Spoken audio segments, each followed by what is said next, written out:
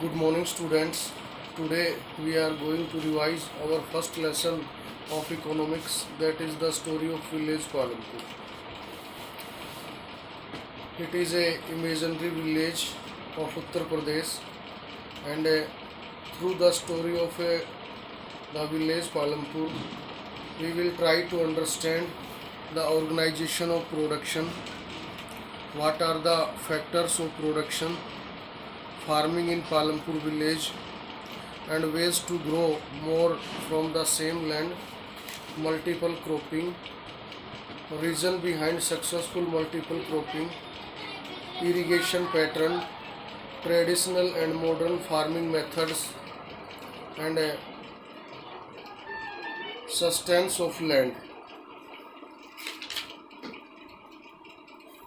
The story of village Palampur is a narrative story based on a research study by the Gilbert Atina of a village in Bulandshahr district in western Uttar Pradesh. ये कहता है कि जो village Palampur की जो story है वो एक नरेटिव स्टोरी है जो रिसर्च की गई है स्टडी के द्वारा. गिलबर्ट एटिना एक कोई फिलोसफर है उसके द्वारा, जो कि Bulandshahr district in western Uttar Pradesh से रिलेटेड है. The purpose of the story is to introduce some basic concept relating to production. और इस स्टोरी का जो पर्पज है वो कुछ बेसिक कंसेप्ट्स ऑफ प्रोडक्शन है उनको इंट्रोड्यूस करना है. तो first of all we are going to discuss the overview of village Palampur. कहता है farming is the main production activity in a hypothetical village named Palampur. कि एक इमेजनरी यानी काल्पनिक जो आपका गांव है पालमपुर, उसकी ये एक कहानी है प्रोडक्शन एक्टिविटी की. और जो आपकी फार्मिंग है वो एक मेन एक तरह से एक्टिविटी है उस गांव की, यानी उस गांव के लोग most of the villagers of the Palampur are engaged in agricultural activities और in farming activities. Other production activities like dairy farming, manufacturing, transportation and shopkeeping are practised on limited scale. जबकि वो दूसरी एक्टिविटी हैं जिसमें आपकी डेयरी फार्मिंग है, manufacturing है यानी to manufacture some new things, या ट्रांसपोर्टेशन है, इसके अलावा आपकी शॉपकीपिंग है, ये एक लिमिटेड स्केल पे प्रैक्टाइज्ड की जाती हैं, यानी सीमित स्तर पे एक तरह से इनका जो प्रयोग है वो किया जाता है. These production activities need various type of resources. और इन प्रोडक्शन एक्टिविटीज़ में अनेक तरह के रिसोर्सेज हैं उनकी ज़रूरत पड़ती है. जैसे कि आपका नेचुरल रिसोर्सेज हैं, मैन मेड आइटम्स हैं, या फिर ह्यूमन एफर्ट यानी मानव के प्रयास हैं, मनी एक्सेट्रा है. कहता है Palampur is having well developed road. Palampur में जो रोड फैसिलिटी है वो कहता है वेल डेवलप्ड है.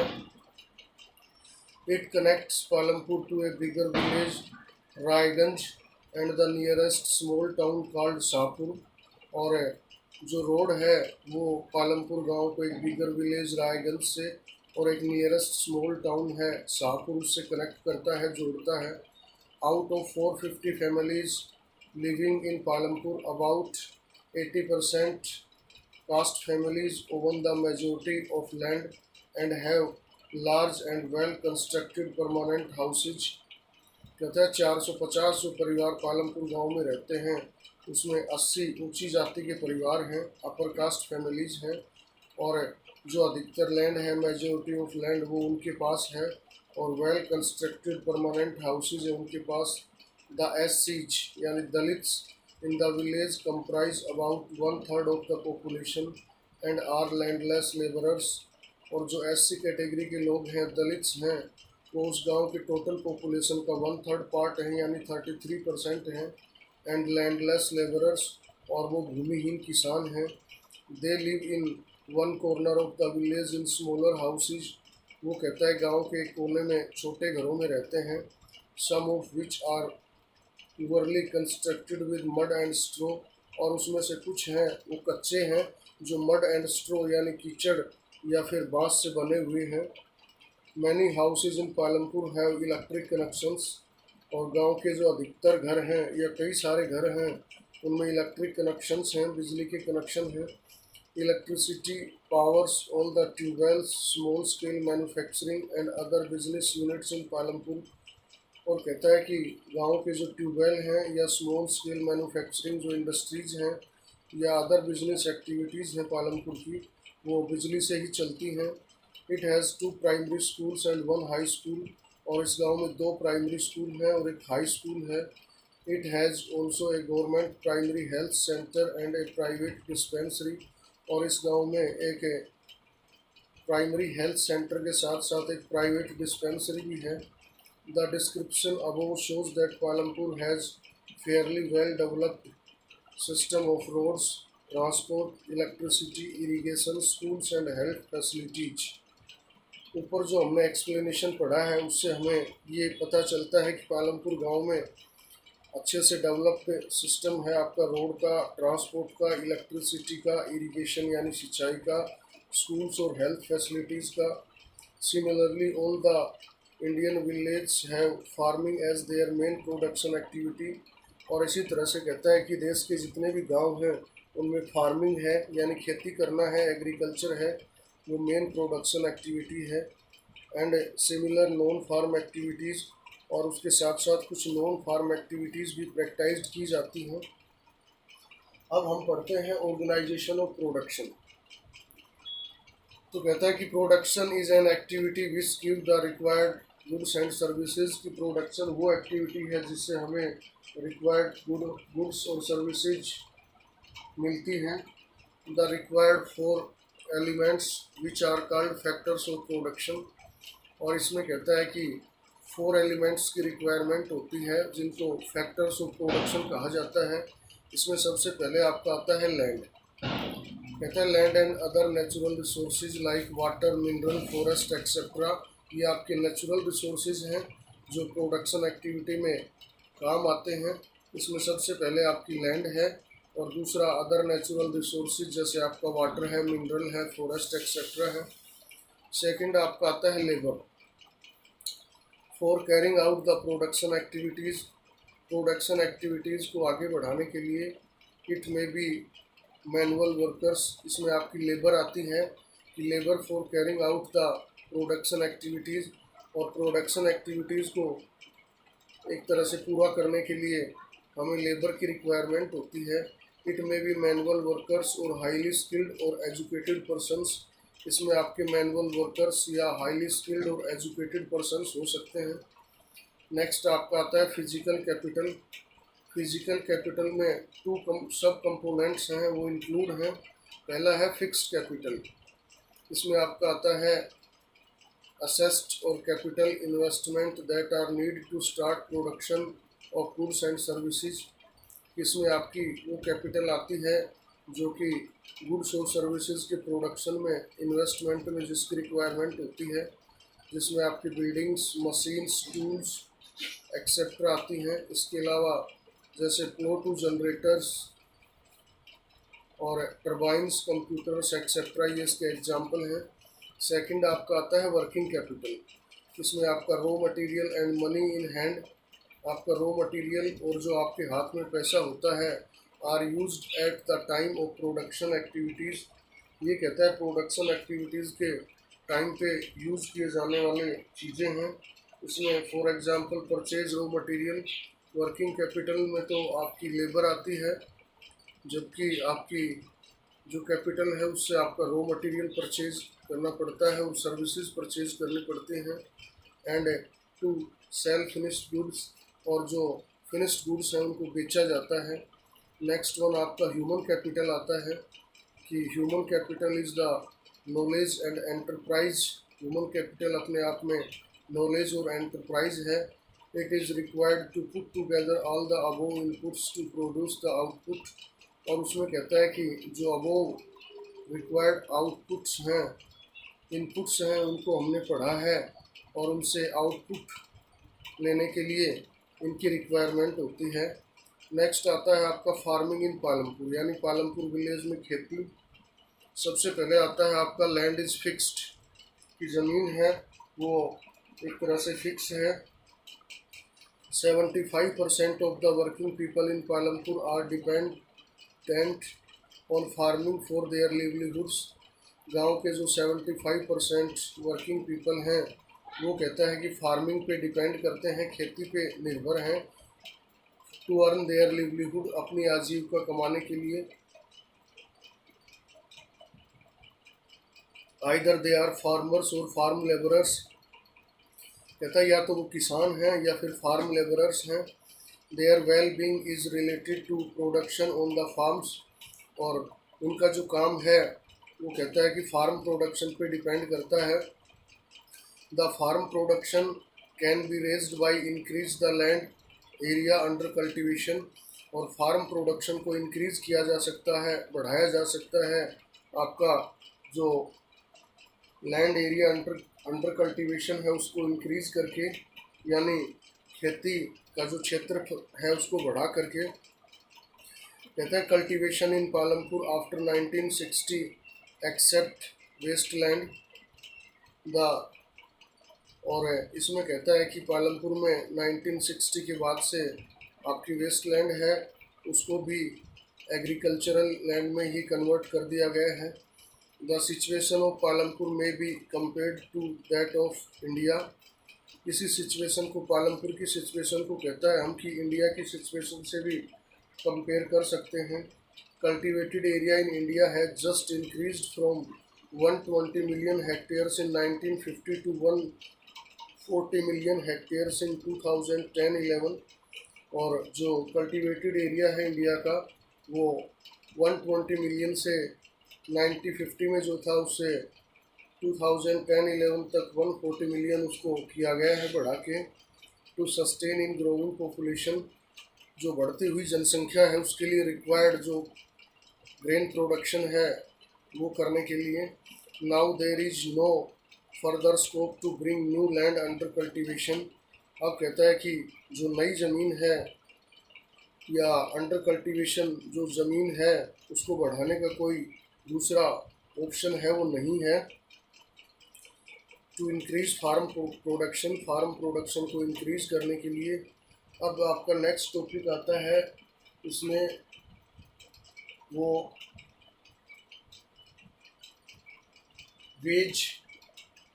Veg to grow more from the same land, यानी एक ही ज़मीन से ज़्यादा जो प्रोडक्शन है वो उत्पादन करने के कौन से ऐसे मेथड हैं।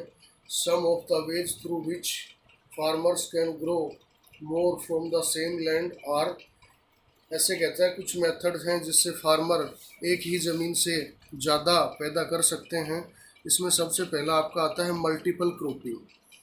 कहता है कि to increase production from the same piece of land farmers do multiple cropping, कि एक ही ज़मीन से या एक ही खेत से ज़्यादा प्रोडक्शन लेने के लिए किसान हैं वो मल्टीपल क्रॉपिंग को प्रैक्टिस में लाते हैं।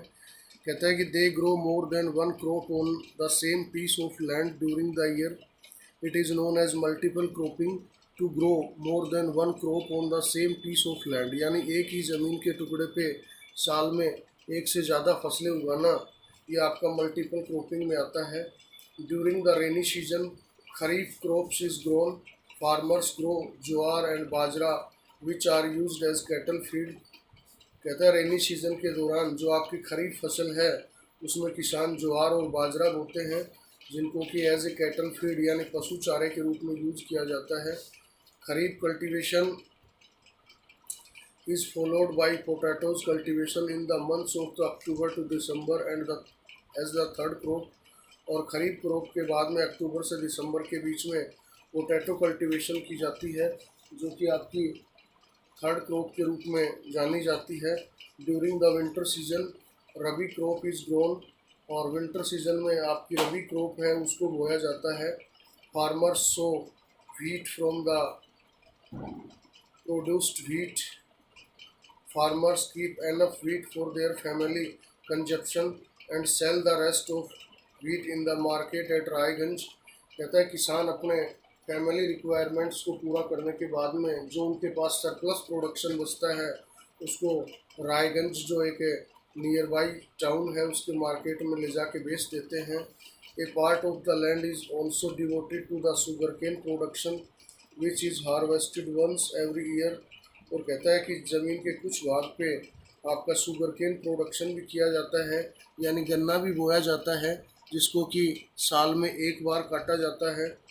इसके बाद में कहता है कि इन इट्स रो फॉर्म और as jaggery is sold to traders in Shahpur, और गन्ने को रो फॉर्म में या एज ए जगरी जो शाहपुर के ट्रेडर्स हैं उनको बेच दिया जाता है। नेक्स्ट आपका आता है reason behind successful multi cropping, कि सक्सेसफुल मल्टीपल क्रॉपिंग के पीछे कौन से ऐसे कारण हैं।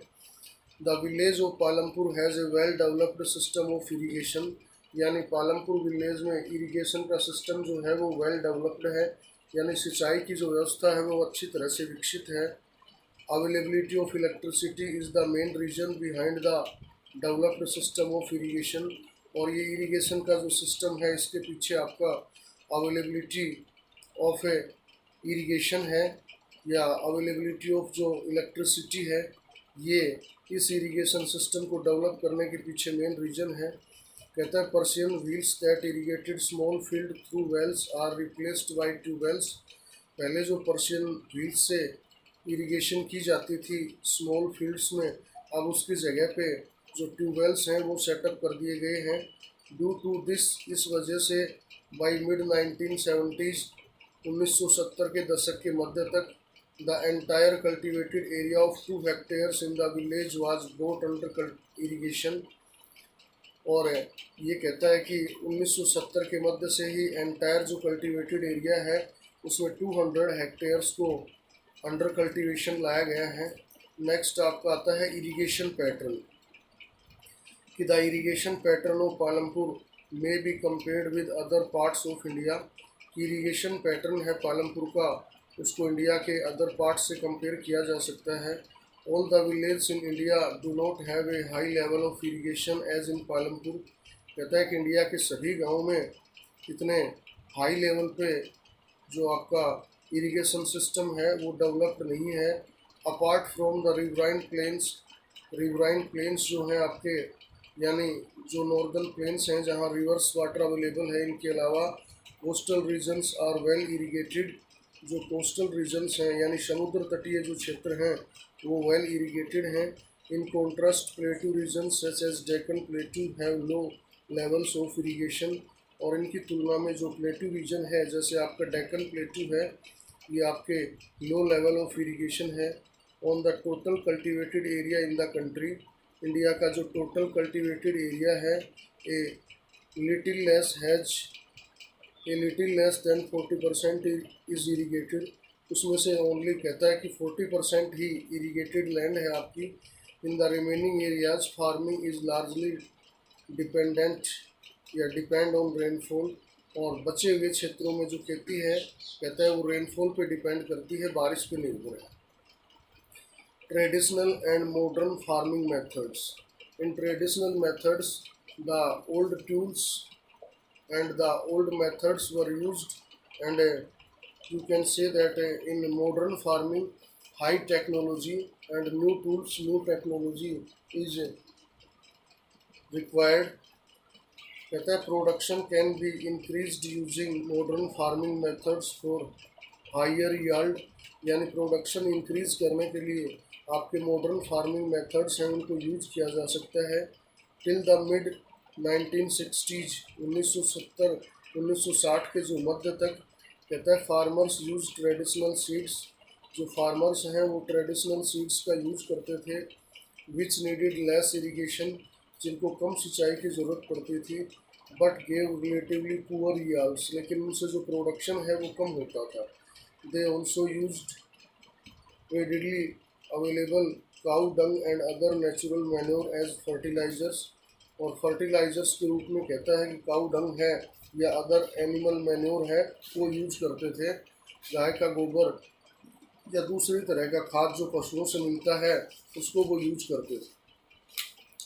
नेक्स्ट आपका आता है यूज ऑफ HYV सीड्स, यानी हाई यील्डिंग वैरायटी सीड्स का यूज करना। कहता है कि the green revolution in the late 1960s introduced the Indian farmers to high yielding variety यानी HYV of seeds which increased their production.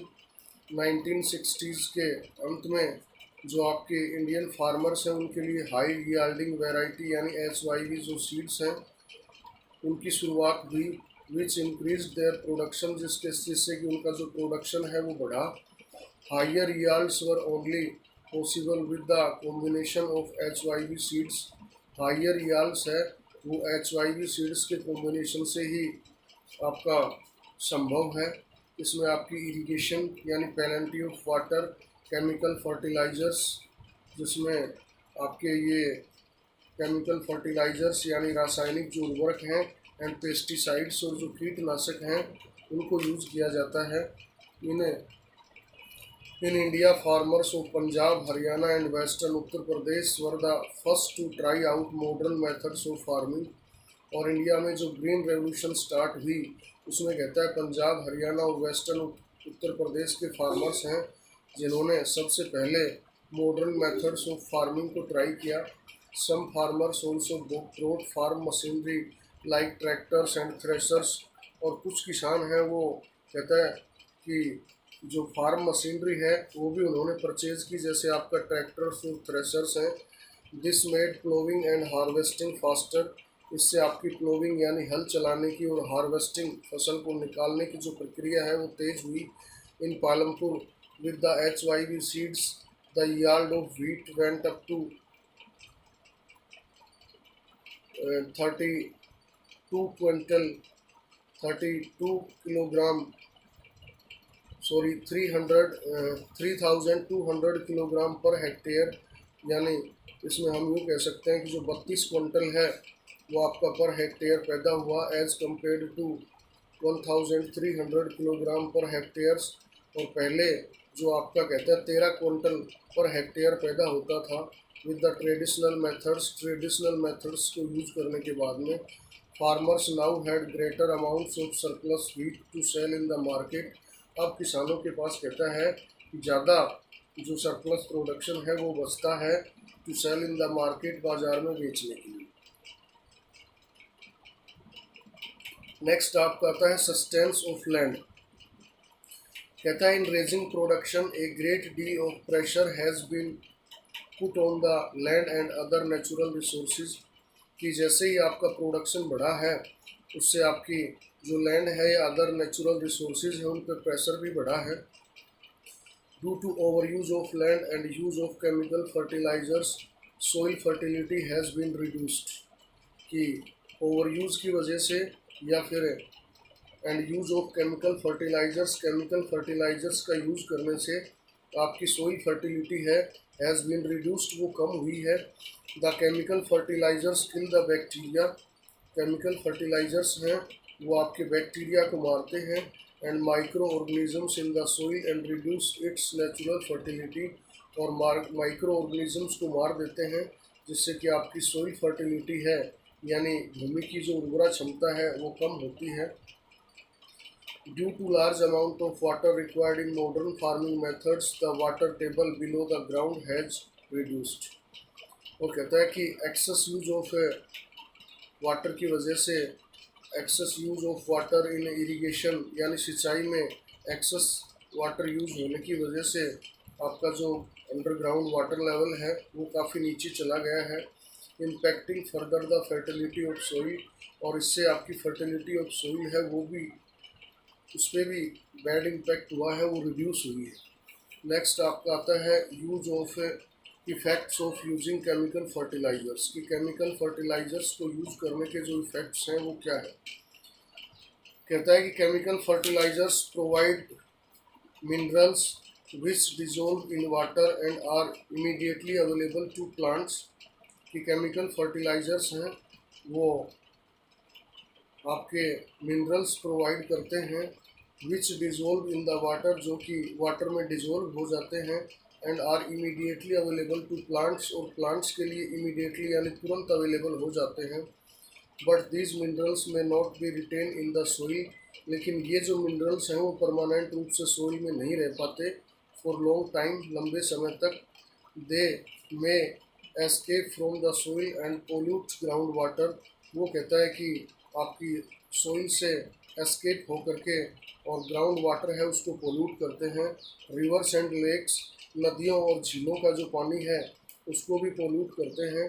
कहता है continuous use of chemical fertilisers has led to degradation of soil health. और जो chemical fertilisers का continuous use होने की वजह से आपकी जो सोइल फर्टिलिटी है या सोइल हेल्थ है उसमें भी डिग्रेडेशन हुआ है। Now farmers of Punjab are force to use more and more fertilisers and other inputs to achieve the same production level. कहता है कि अब पंजाब के जो फार्मर्स हैं उनको मजबूरन मोर एंड मोर फर्टिलाइजर्स यानी ज़्यादा से ज़्यादा फर्टिलाइजर्स और अदर इनपुट्स हैं उनका यूज़ करना पड़ रहा है सेम प्रोडक्शन लेवल अचीव करने के लिए। इसके बाद में फिर कहता है for example the cost of cultivation is rising very fast. आपकी कॉस्ट ऑफ कल्टीवेशन यानी खेती का जो खर्चा है वो लगातार बढ़ रहा है। इसके बाद आता है आपका point land distribution. In Palampur, all the people engaged in agricultural did not have sufficient land for cultivation। कि पालमपुर में सभी लोग जो खेती के कामों में लगे हुए हैं उन सभी के पास सफिशिएंट लैंड उनके पास अवेलेबल नहीं है। Out of 450 families in Palampur, 150 families are landless and most of them are Dalits। 450 families में से 150 फैमिलीज ऐसे हैं जो लैंडलेस हैं यानी जिनके पास ज़मीन नहीं है। And most of them are Dalits, और उसमें से अधिकतर आपके दलित यानी एससी कैटेगरी शेड्यूल्ड कास्ट के लोग हैं। 240 families out of those which own land. 240 families ऐसे हैं जिनके पास अपनी खुद की ज़मीन है। Cultivate small plot of land, जो कि छोटे ज़मीन के टुकड़ों पे खेती करते हैं। एंड लेस दैन 2 हेक्टेयर्स, जो कि 2 हेक्टेयर्स से कम है। Which does not bring adequate income to their family, उससे उनके फैमिली के लिए जो सफिशिएंट इनकम है वो नहीं हो पाती। So they have to look for additional work during part of the year. इसलिए कहता है साल के दूसरे समय में उनको जो एडिशनल वर्क है उसकी तलाश करनी पड़ती है। Remaining 60 families of medium and large farmers cultivate more than 2 hectares of land. और बचे हुए 60 फैमिलीज ऐसे हैं जो मीडियम और लार्ज फार्मर हैं या 2 हेक्टेयर से ज़्यादा ज़मीन पे खेती करते हैं। A few of them have land extended over 10 hectares और मोर, और उसमें से कुछ ऐसे हैं जिनके पास 10 हेक्टेयर 2 हेक्टेयर या उससे ज़्यादा ज़मीन है। नेक्स्ट आपका आता है फार्म लेबर। कहता है कि farm labourers come either from landless families और families cultivating small plots of land. Farm labourers हैं वो या तो लैंडलेस फैमिलीज से आते हैं या जिनके पास स्मॉल प्लॉट्स ऑफ लैंड हैं यानी जिनके पास कम ज़मीनें हैं उन परिवारों से आते हैं। Unlike farmers, farm labourers do not have a right over the crops grown on the land. कहता है कि फार्मर्स के विपरीत जो मजदूरी करते हैं उनका उस फसल पे पूरा अधिकार नहीं होता जैसा किसानों के पास होता है। These labourers can be paid in cash और in objects like crops, sometimes they get meal also. जो लेबरर्स हैं उनको जो उनकी वेज हैं जो उनकी मजदूरी है उनको कैश पेड किया जाता है, नगद मिलती है, या कई बार ऑब्जेक्ट्स जैसे आपकी क्रॉप्स हैं यानी वो सीरियल्स अनाज ले लेते हैं। Sometimes they get meal also, कई बार उनको दोपहर का खाना भी मिलता है। There is also a wide variation in the duration of employment, यानी काम की जो अवधि है, काम करने के जो घंटे हैं, वर्किंग आवर्स हैं, उसमें काफ़ी वेरिएशन है। द लेबरर्स में not B hired for the full year, जो मज़दूर हैं उनको कहता है पूरी साल के लिए हायर नहीं किया जाता।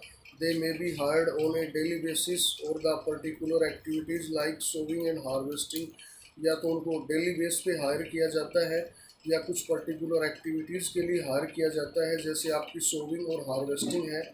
There is very heavy competition for work among the farm labourers in Palampur. कहता है पालमपुर में जो लेबरर्स हैं उनके बीच में काफ़ी हैवी कंपटीशन है फॉर वर्क, काम के लिए। And so they agree to work on lower wage, और वो कई बार कहता है कि कम वेतन पे काम करना भी मंजूर कर लेते हैं। The Indian government has set ₹300 पर एज ए मिनिमम वेज मार्च 2017। मार्च 2017 के अकॉर्डिंग जो इंडियन गवर्नमेंट है उसने मिनिमम वेज आपका 300 रुपीज़ पर डे फिक्स किया है, बट फार्मर्स इन पालमपुर पे ओनली रुपीज़ 160 पर डे। लेकिन पालमपुर में जो फार्मर्स हैं उनको केवल रुपीज़ 160 पर डे पे किए जाते हैं। Consequently farm labourers as the poorest among the villagers, और एज ए रिजल्ट जो लेबरर्स हैं वो पुअरेस्ट हैं गाँव में। The labour looking for opportunities, जो लेबर है वो कहता है कि काम या रोज़गार की तलाश में रहते हैं। 10 माइग्रेट्स टू नेबरिंग विलेज, और काम की तलाश में वो नेबरिंग विलेज पड़ोसी गाँव में चले जाते हैं। Towns and cities for better employment, towns और सिटीज़ में बेटर एम्प्लॉयमेंट की सर्च में चले जाते हैं। Some labourers have also entered in the non farm sector in the village, कुछ जो लोग हैं वो नॉन फार्म एक्टिविटीज़ में भी विलेज में लगे होते हैं। And some live on the mercy of money lenders, और कुछ इसमें ऐसे हैं जो साहूकारों की दया पर निर्भर करते हैं। I think it is sufficient for today. The remaining part we will discuss in the next class. Thank you, have a nice day.